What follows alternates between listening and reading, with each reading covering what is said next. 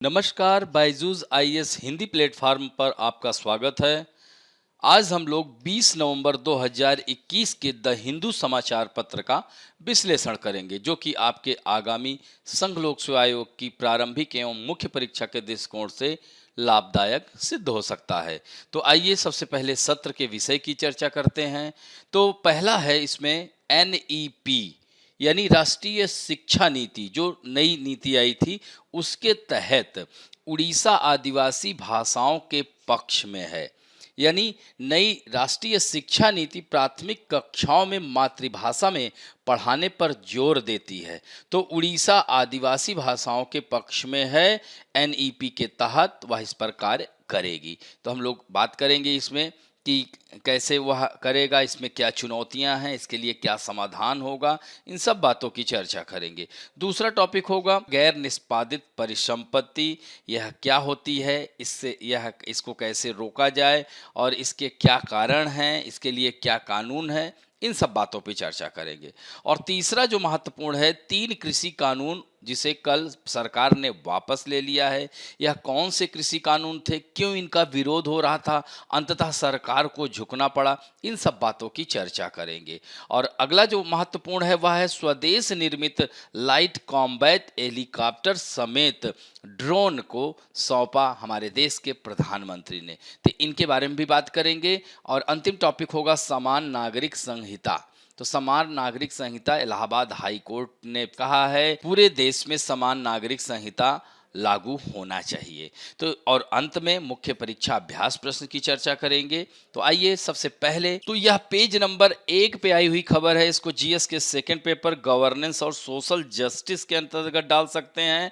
तो इसमें संदर्भ यही है कि एनईपी जनादेश उड़ीसा आदिवासी भाषाओं के पक्ष में है। 3500 से अधिक शिक्षक 2 लाख से अधिक बच्चों को आदिवासी भाषाओं में सिखाने के लिए तैयार हैं। जैसा कि आप लोगों को पता है कि तो नई राष्ट्रीय शिक्षा नीति का जो प्राथमिक उद्देश्य ही है कि प्राथमिक कक्षाओं में मातृभाषा में पढ़ाने पर वह जोर देती है।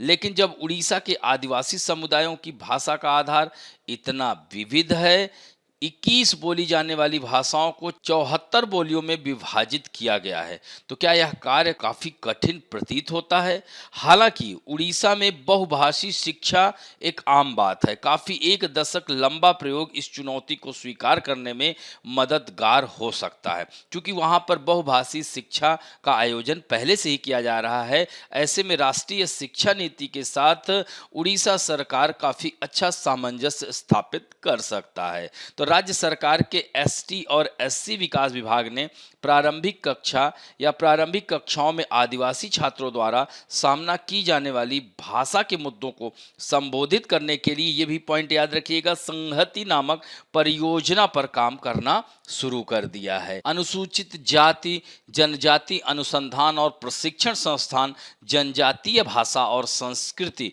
अकादमी भुवनेश्वर के साथ परियोजना को लागू कर रहे हैं। तो इस तरह से विभाग राज्य भर में 1732 आवासीय शिक्षण संस्थाओं का प्रबंधन करता है और विभाग द्वारा प्राथमिक से माध्यमिक स्तर तक 4.5 लाख से अधिक आदिवासियों और अनुसूचित जाति के छात्रों को मुफ्त आवास 85 बोर्डिंग सुविधाओं का प्रबंधन किया जाता है। अब संहति के तहत विभाग राज्य के 1450 प्राथमिक विद्यालयों के लिए 2.5 लाख छात्रों को कवर करने की योजना बना रहा है। इसके अलावा स्कूल और जन शिक्षा विभाग 17 आदिवासी बाहुल जिलों में लगभग 1500 स्कूलों का भी प्रबंधन करता है, जहां छात्रों को आदिवासी भाषाओं में पढ़ाया जाता है। तो जनजातीय भाषाओं में पढ़ाने के लिए 3328 शिक्षक और 222 शिक्षक जो भाषा शिक्षक तैनात हैं। तो यह 21 भाषाओं में से जो संथाली एकमात्र भाषा है जिसे संविधान की 8वीं अनुसूची में शामिल किया गया है, तो वह अपनी पुरानी जो चिकी लिपि में उसे पढ़ाया जाता है, जबकि बाकी आदिवासी भाषाओं में उड़िया लिपि का प्रयोग किया जाता है। तो उड़ीसा स्कूल शिक्षा कार्यक्रम प्राधिकरण जिसे OASEPA के अनुसार 21 आदिवासी भाषाओं में 302 से अधिक पाठ्य पुस्तकें, 2500 पूरक पाठन सामग्री विकसित की गई है, जिसमें कहानी की किताबें और चित्र चार्ट भी शामिल है। यद्यपि 5वीं कक्षा तक शिक्षा के माध्यम के रूप में मातृभाषा को निर्धारित करना आसान है, लेकिन इसे लागू करना उतना ही कठिन है। तो इसमें जो है उड़ीसा, क्योंकि उड़ीसा में 62 विभिन्न आदिवासी समुदायों का घर है, जिनमें 13 विशेष रूप से कमजोर आदिवासी समूह शामिल हैं, जो इस देश में सबसे विविध स्वदेशी समुदायों वाला राज्य बनाते हैं। तो यह व्यवस्था की जा रही है, तो इसके समक्ष चुनौतियां क्या हैं? तो हर स्कूल में सभी आदिवासी समुदायों के छात्रों का नामांकन, यानी अब सभी आदिवासी समुदायों, यानी वह अलग अलग भाषा, अलग अलग उनकी संस्कृति है, तो यह सब समस्याएं आ रही। क्योंकि SC/ST विभाग आवासीय विद्यालय चलाता है और यह हर स्कूल में सभी आदिवासी समुदायों को नामांकन कर रहा है। तो इससे क्या हो रहा है? तो छात्र नियमित स्कूलों में एक भाषी समूहों के विपरीत बहुभाषी समूह हो जा रहा है, तो इसमें शिक्षकों को दिक्कत हो रही है। दूसरा महत्वपूर्ण है कि प्रत्येक आदिवासी भाषा के लिए शिक्षक की भर्ती, अब यह भी एक चुनौती है। अब इतनी भाषाएं, बताया ही आपको कि इतनी सारी भाषाओं में कैसे शिक्षक की भर्ती की जा सकती है? काफ़ी महंगी प्रक्रिया हो जाएगी, प्रशिक्षित शिक्षकों की कमी है। तो इस तरह से यह सब चुनौतियां हैं, लेकिन इसका समाधान यही हो सकता है कि शिक्षकों की जो भर्ती, आदिवासी भाषा के लिए शिक्षकों की भर्ती हो रही है, तो उन शिक्षकों को एक भाषा के साथ साथ अन्य भाषाओं की भी जानकारी मुहैया कराई जाए और प्रशिक्षित शिक्षकों को, यानी उनको अतिरिक्त जनजातीय भाषा दक्षता कार्यक्रम सिखाया जाए। इसके तहत 1000 शिक्षकों को यह भाषा कौशल प्राप्त करने के लिए कहा भी जा रहा है संहति योजना के तहत। तो इस तरह से संहति नामक परियोजना इन सभी भाषाओं में, यानी बहुभाषी व्यवस्था को कायम करने में काफ़ी महत्वपूर्ण योगदान दे रही है। तो यह समाधान के रूप में यहाँ पर इसको डाल सकते हैं। आदिवासी भाषाओं का उपयोग करने से पहले इन भाषाओं को पहले मानकीकृत करने की आवश्यकता है। मानकीकृत अगर हो जाता है तो इससे जो है विद्यालयों में शिक्षा के माध्यम में काफ़ी आसानी से उनको शिक्षित किया जा सकेगा। अब जैसे मानकीकरण की बात आती है, तो उदाहरण के लिए वहाँ पर एक साओरा भाषा है। कौन सी भाषा है?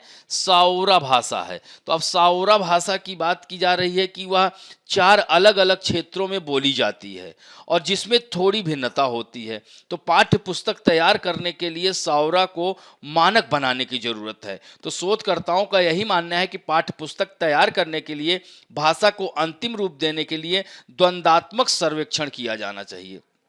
और अब राज्य बोर्डों के पाठ्यक्रम, सरकारी पाठ्य पुस्तक मानदंडों, राष्ट्रीय शिक्षा नीति के साथ आदिवासी भाषाओं में पाठ्य पुस्तकों को विकसित करने का प्रयास किया भी जा रहा है। तो इस तरह से यह जो है अनुसंधान करने, मातृभाषा आधारित शिक्षा को लागू करने के लिए अनुसूचित जाति, अनुसूचित जनजाति अनुसंधान एवं प्रशिक्षण संस्थान, जिसे SC/ST/RTI ने अनुसंधान करने और मातृभाषा आधारित शिक्षा को लागू करने में आने वाली व्यवहारिक मुद्दों को समाधान के लिए एक एकीकृत भाषा प्रयोगशाला स्थापित करने का भी प्रस्ताव दिया है। तो इन सब बातों से इसका समाधान हो जाएगा और निष्कर्षतः यही कहा जा सकता है कि मातृभाषा आधारित शिक्षा एक स्वागत योग्य कदम है।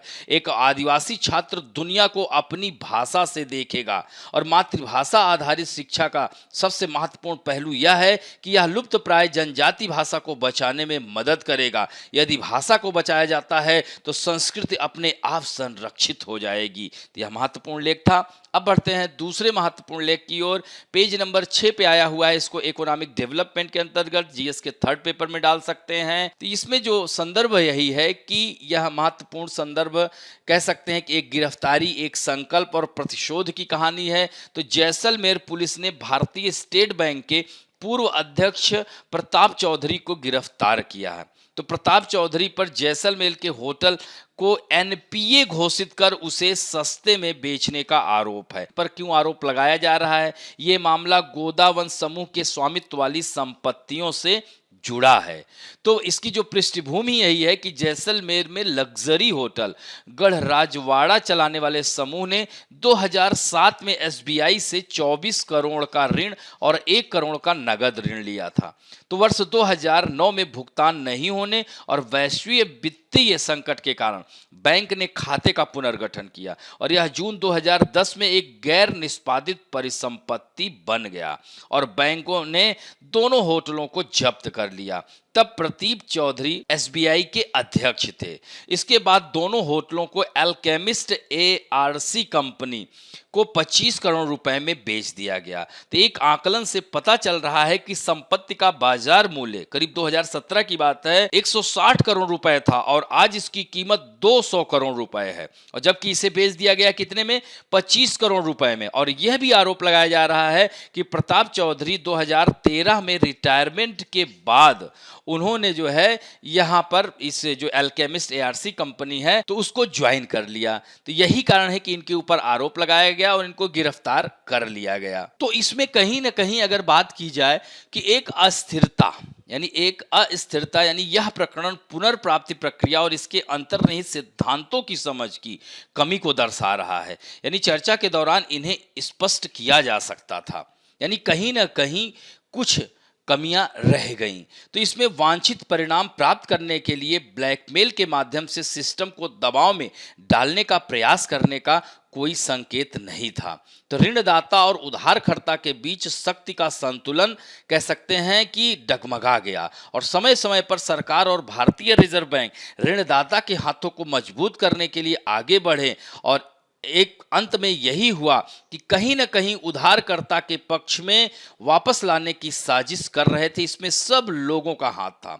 अगर हम बात करें 1962 की 1962 में इसी तरह से प्लाई सेंट्रल बैंक के विफल होने के बाद एक संशोधित आरबीआई अधिनियम में एक प्रावधान किया गया।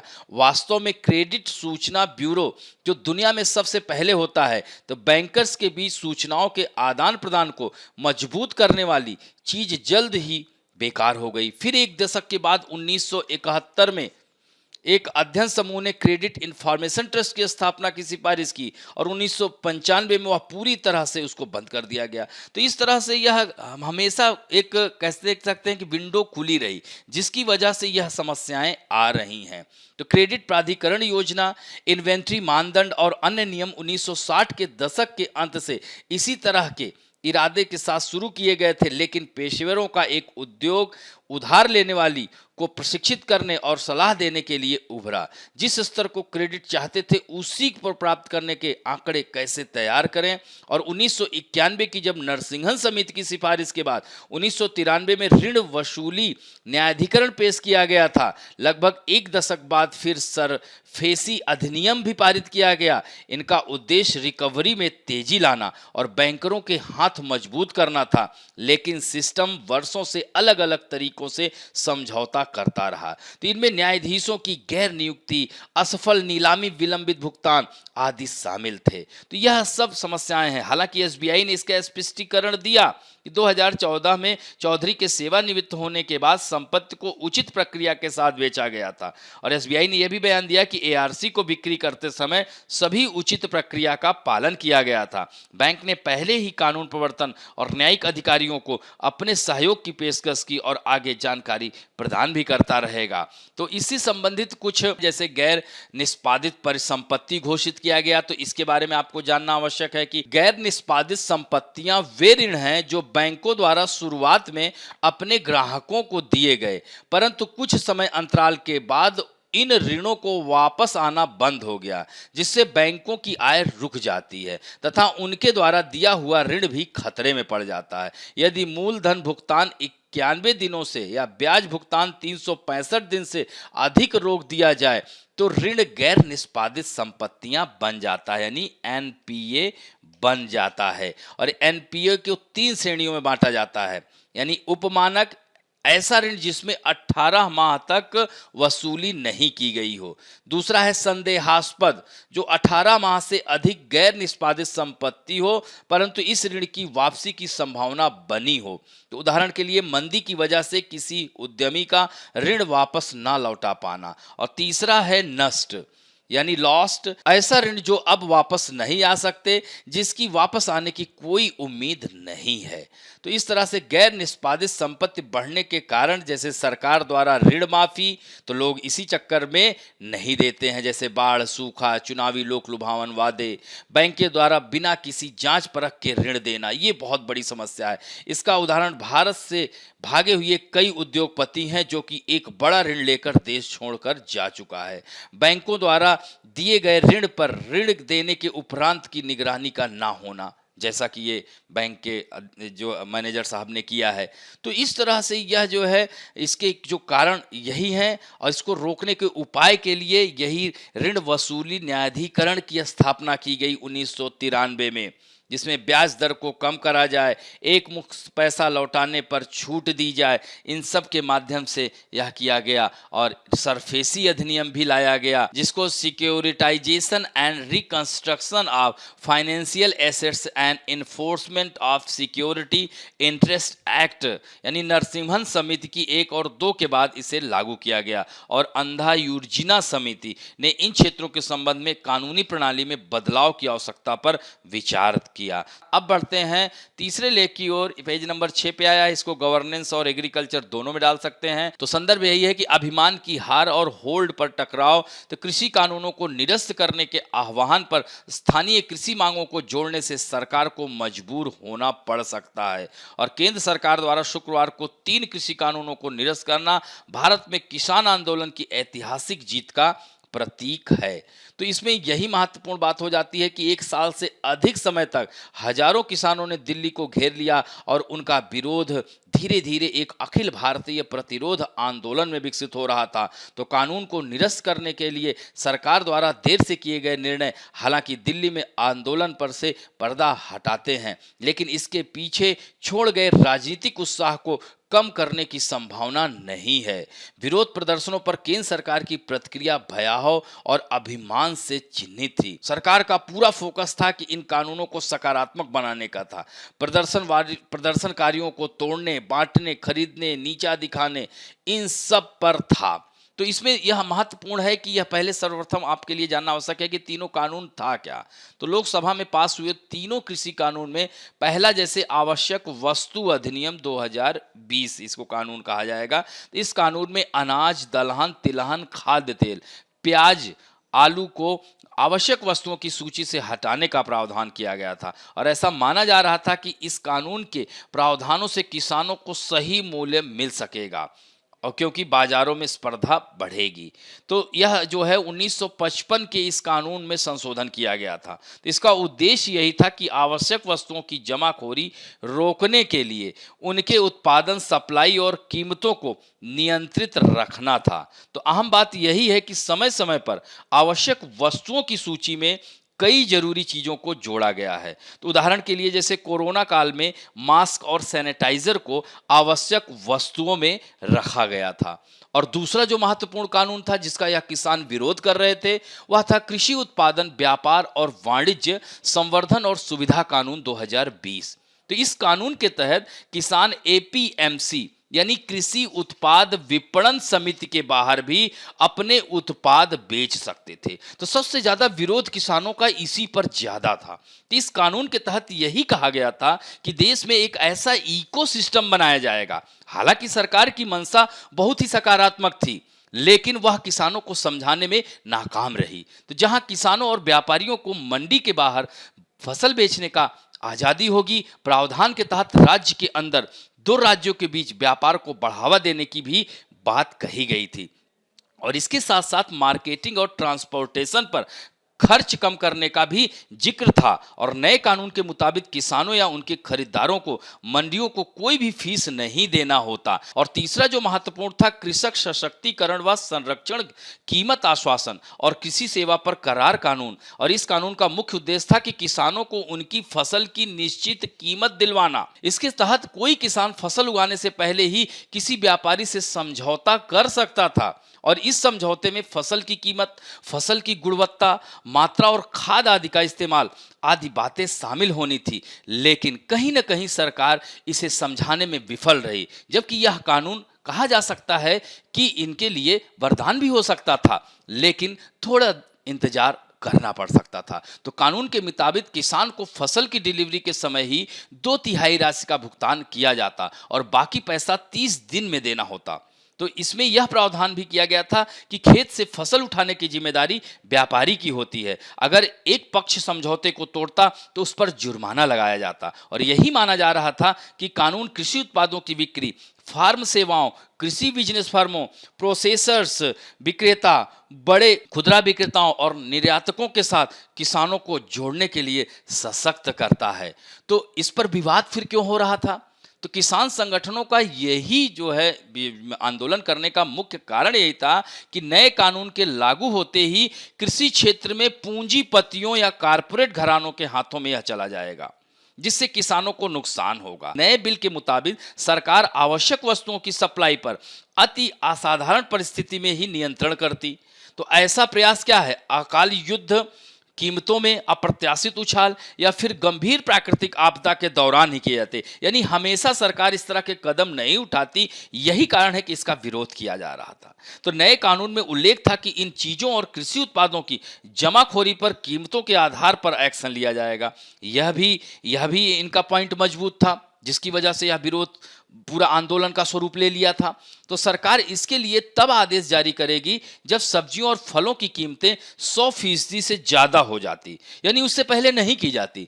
यानी उससे पहले फिर किसान किसके पास जाता? तो इन्हीं सब मुद्दों पर यह विरोध हो रहा था। या फिर कह सकते हैं खराब न होने वाले खाद्यान्नों की कीमत 50% तक इजाफा हो। अब सोचिए, इसका वेट करता रहे किसान। तो किसानों का यही कहना था कि इस कानून में यह साफ नहीं किया गया था कि मंडी के बाहर किसानों को न्यूनतम मूल्य मिलेगा या नहीं। ऐसे में हो सकता था कि किसी फसल का ज्यादा उत्पादन होना पर व्यापारी किसानों को कम कीमत पर भी फसल बेचने पर मजबूर करें। और तीसरा कारण था कि सरकार फसल के भंडारण का अनुमति दे रही है, लेकिन किसानों के पास इतने संसाधन नहीं होते हैं कि वे सब्जियों व फलों का भंडार कर सकें। तो इस तरह से यह सब समस्याओं की वजह से यह विरोध किया जा रहा था और इस तरह से किसान और सरकार के बीच आम सहमति टूट गई।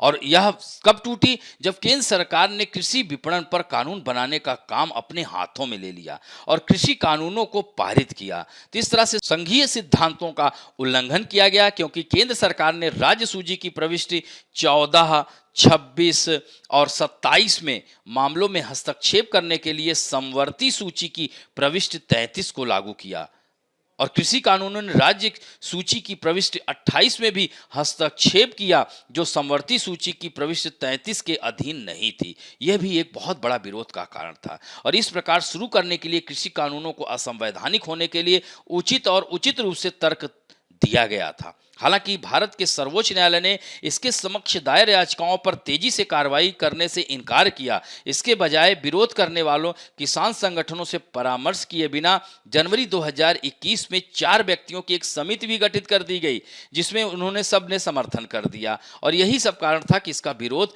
बढ़ता चला गया। तो इस तरह से कह सकते हैं कि कृषि कानूनों को निरस्त करने से कम अस्थायी रूप से केंद्र सरकार और किसानों के बीच टकराव के एक बदसूरत और उल्लेखनीय रूप से परिहार अध्याय का अंत हो गया है। हालांकि आंदोलन ने जो गति छोड़ी है वह निश्चित रूप से बनी रहेगी। आंदोलन ने स्थिर बाजारों और लाभकारी कीमतों की आवश्यकता सहित कई कृषि मांगों का सकारात्मक राजनीतिकरण किया है और एक विश्वास बढ़ा है कि प्रतिबद्ध संघर्ष मायने रखता है और यहां तक कि आक्रामक सरकारों को भी घुटने टेकने के लिए मजबूर किया जा सकता है। बड़े और निरंतर कृषि संकट को दूर करने के लिए मांगों के इर्द गिर्द नई ग्रामीण लामबंदी के उभरने और बढ़ने की संभावना है। अब बढ़ते हैं नेक्स्ट टॉपिक की ओर। पेज नंबर 8 पे आया हुआ है, इसको टेक्नोलॉजी के अंदर डाल सकते हैं, साइंस एंड टेक्नोलॉजी जीएस के 3rd पेपर में। स्वदेशी हेलीकॉप्टर ड्रोन सशस्त्र बलों को सौंपे गए। तो यह स्वदेशी हेलीकॉप्टर ड्रोन यह सब सशस्त्र बलों को सौंपे गए। भारत अपने बलों को यानी सशस्त्र बलों को आत्मनिर्भर बनाने के लिए कार्य कर रहा है, हमारे देश के प्रधानमंत्री का यह कहना था। तो हमारे देश के प्रधानमंत्री ने झांसी में रानी लक्ष्मीबाई की जयंती के मौके पर राष्ट्र रक्षा समर्पण पर्व के मौके पर कई आधुनिक हथियार भारतीय सेना को सौंपे। तो आत्मनिर्भर रक्षा को लेकर देश के स्तर पर चल रहे अभियान का भी प्रदर्शन किया गया और इस मौके पर उन्होंने स्वदेशी हथियारों का मंत्र दिया। वहीं राजनाथ सिंह, जो हमारे देश के रक्षा मंत्री हैं, उन्होंने कहा कि भारत हथियारों की खरीद करने वाला देश अब हथियार निर्यातक देश बनने की राह पर है और तेजी से अग्रसर है। तो इसमें जो मेन बातें की गई, जैसे एडवांस तकनीक से लैस है स्वदेशी LCH, यानी इसको क्या कहेंगे, लाइट कॉम्बैट हेलीकॉप्टर, तो वायुसेना को सौंपा गया हमारे देश के प्रधानमंत्री के द्वारा। तो यह स्वदेशी डिजाइन और एडवांस तकनीक से लैस है। स्वदेशी LCH किसी भी मौसम में, यानी वह किसी भी मौसम में उड़ान भरने में सक्षम है और आसमान से दुश्मन पर नजर रखने में भी यह हेल्प करेगा, और यह हवा से हवा में मार करने वाली मिसाइल को भी ले जाने में पूरी तरह से सक्षम है, और यह 470 या 68 MA रॉकेट भी अपने साथ ले जा सकती है और नाइट ऑपरेशन करने में सक्षम है LCH। तो यह जो है नाइट ऑपरेशन, यानी forward infrared search, CCD camera, thermal vision, laser range finder इसमें लगाया गया है। तो इस तरह से नाइट ऑपरेशन करने और दुर्घटना से बचने में यह पूर्णतः सक्षम है, और इसका निर्माण HAL हिंदुस्तान एरोनॉटिक लिमिटेड ने किया है और इसकी कीमत 150 करोड़ रुपए बताई जा रही है। इसी तरह से भारतीय स्टार्टअप के ड्रोन रखेंगे LAC पर नजर, यानी LAC कहाँ है, भारत और चीन के बीच में LAC है, इधर चीन है।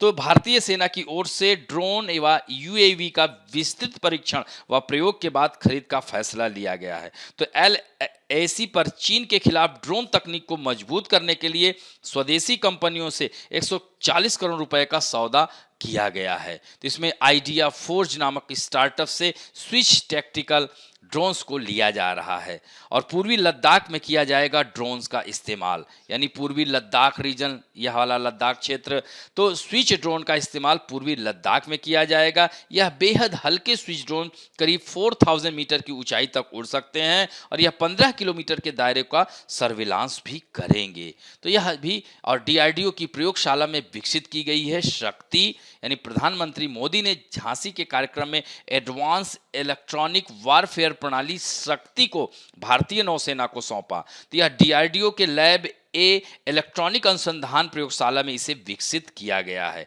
और यह वारफेयर आधुनिक और पारंपरिक रडार की पहचान करने और उसे जाम करने की सक्षम यानी क्षमता रखता है। तो शक्ति सिस्टम समुद्री युद्ध के मैदान में इलेक्ट्रॉनिक प्रभुत्व सुनिश्चित करने के लिए आधुनिक रडार और जहाज रोधी मिसाइलों के लिए एक इलेक्ट्रॉनिक परत बनाएगी और यह पुरानी पीढ़ी के इलेक्ट्रॉनिक वारफेयर सिस्टम की स्थान लेगी। तो मिसाइल हमला होने की स्थिति में भारतीय नौसेना के जहाजों को सुरक्षित रखने के लिए शक्ति सिस्टम को wide band electronic support measures और इलेक्ट्रॉनिक काउंटर मेजर के साथ इंटीग्रेट किया गया है और आधुनिक रडार को भी जाम करेगा EWS। तो EWS शक्ति सिस्टम का EMM आधुनिक रडार की सटीक दिशा और अवरोधन को खोजने में मदद करता है। तो भारत इलेक्ट्रॉनिक लिमिटेड की ओर से अभी 12 शक्ति सिस्टम का उत्पादन किया जा रहा है और इन प्रणालियों को P-15B, P-17A और तलवार श्रेणी के फॉलोऑन जहाजों के साथ साथ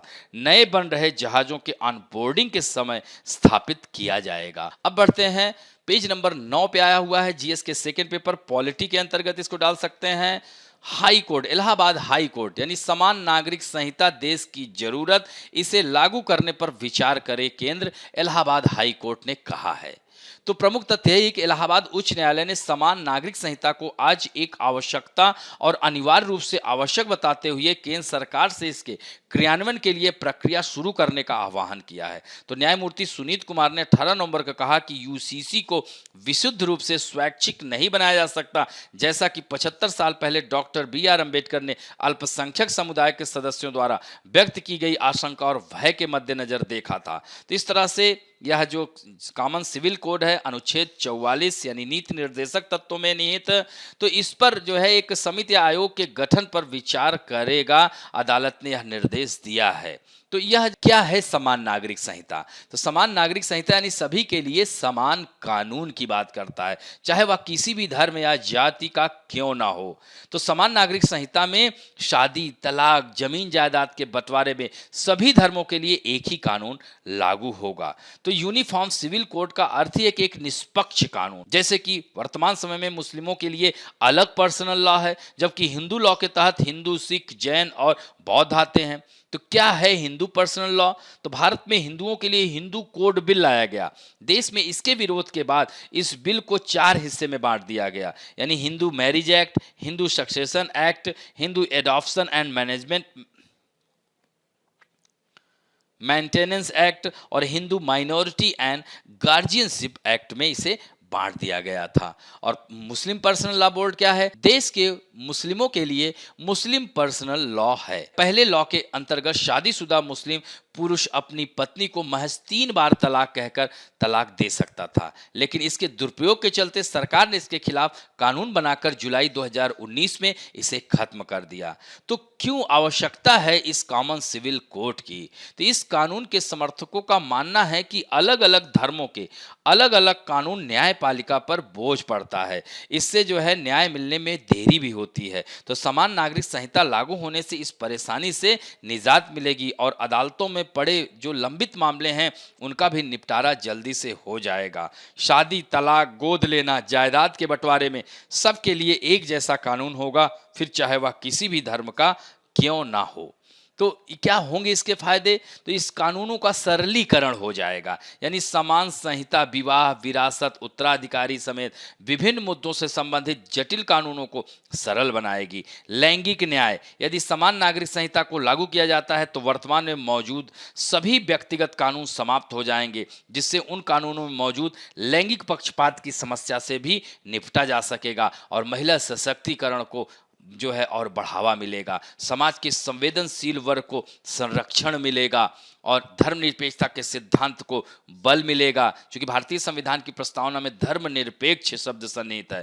तो एक धर्मनिरपेक्ष गणराज्य को धार्मिक प्रथाओं के आधार पर विभेदित नियमों के बजाय सभी नागरिकों के लिए एक समान कानून बनाना चाहिए और इन देशों में लागू है यूनिफॉर्म सिविल कोड, जैसे America, Ireland, Pakistan, Bangladesh, Malaysia, Turkey, Indonesia, Sudan, Egypt जैसे कई देश हैं जिन्होंने समान नागरिक संहिता लागू किया है। हालांकि समान नागरिक संहिता से तमाम मानवाधिकार संगठन सहमत नहीं है। अब बढ़ते हैं मुख्य परीक्षा अभ्यास प्रश्न में। आज का पहला प्रश्न है, भारत की रक्षा समस्याओं का वास्तविक समाधान स्वदेशी विनिर्माण में निहित है। क्या आप सहमत हैं? भारत के रक्षा निर्माण क्षेत्र के विकास में तेजी लाने के उपाय सुझाएं। तो इस तरह से जो है आप इसमें बता सकते हैं, वर्तमान भूमिका में यही बता सकते हैं कि आत्मनिर्भर भारत की ओर बढ़ते हुए रक्षा पंक्ति को मजबूत करते हुए भारत के प्रधानमंत्री ने बहुत सारी चीज़ों का ड्रोन और लाइट कॉम्बैट हेलीकॉप्टर को जो है सौंपा हमारी सेनाओं को। तो इस तरह से कहीं ना कहीं भारत का रक्षा विनिर्माण क्षेत्र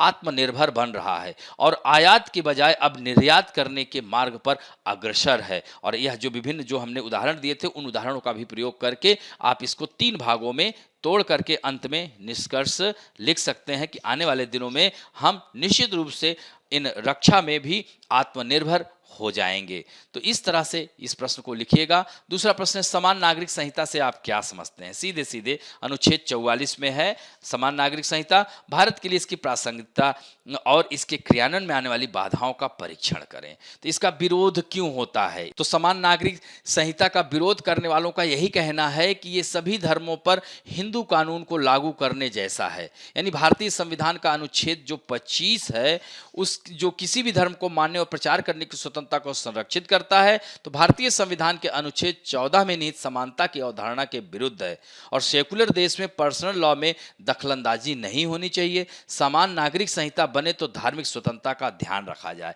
तो यही सब कहते हुए इसको जो है आपको इसको 3 भागों में तोड़ना है। सबसे पहले तो आपको इसे बताना है कि कॉमन सिविल कोड है क्या, फिर जो है इसकी प्रासंगिकता क्या है, इसकी आवश्यकता क्या है, मैंने बता ही दिया, और इसके साथ साथ इसमें क्या समस्याएं हैं, बाधाएं क्या हैं, और अंत में इसका निष्कर्ष आपको बताना है कि देश में मतलब वही जो है कि एक कानून और एक देश होगा तो इससे लोगों को लाभ मिलेगा। तो इस तरह से आज का अंक यहीं समाप्त करते हैं। आशा करता हूं कि आज का वीडियो आप लोगों को अच्छा लगेगा, और अच्छा लगे तो प्लीज लाइक, शेयर और सब्सक्राइब तथा बेल आइकन दबाना ना भूलें। धन्यवाद।